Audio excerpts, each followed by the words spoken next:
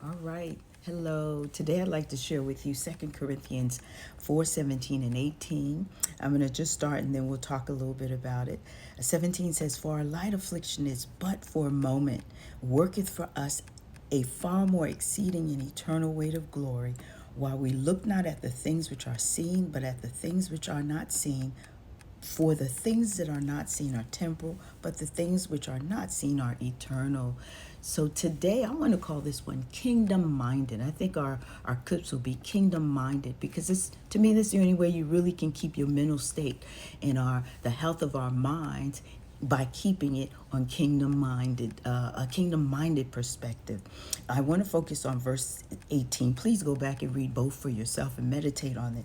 But 18 says, "While we look not at the things that are seen, but at the things which are not seen." So we're not going to look at the things that we can see, the overwhelming situation or the state of what's going on in the world, but we are going to look at the things that are not seen. What is that for us?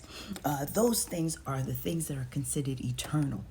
The things we see are temporal, which means they have a time limit to it, temporary. Whereas the eternal perspective is past, future, and present, past, present, and future. And in that, the way we can see from the kingdom perspective is to do what?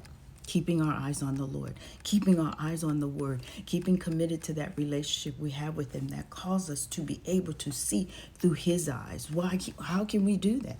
Because He lives in us by His Spirit. And through His Spirit, He causes us now to see from the perspective of the kingdom. And when we see that, it engulfs everything that we can see in the natural.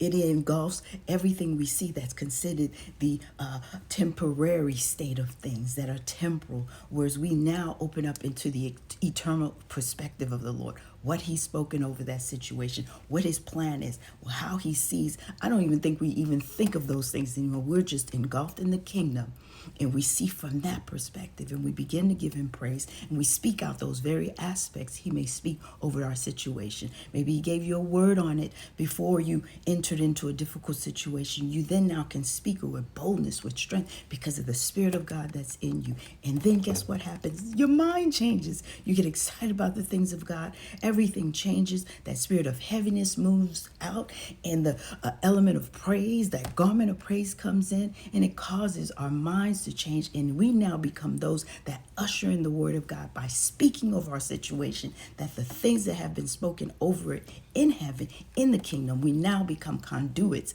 and those who bring the light and the word into that situation. So today, speak over your mind what God has spoken over you and invite the kingdom to enter in.